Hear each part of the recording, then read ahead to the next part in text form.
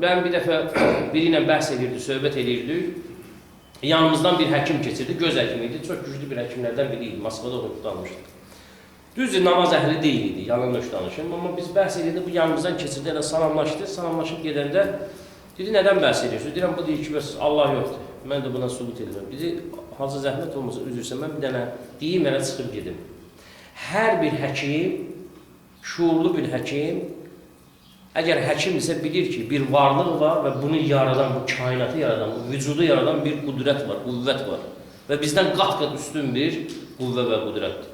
Sadəcə olaraq deyil, mən bir dənə göz həkimiyəm. Gözün içindəki olan maddə, 24 dənə maddədən ibarətdir göz.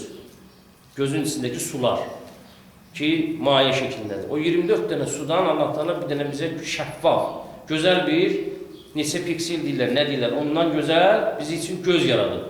Uzaqdan görür, yaxından görür və s. Bunu bir dənə şuursuz materiya yarada bilməz. Mümkün deyil. Mümkün deyil. Bu sözün dili çıxdı getdi.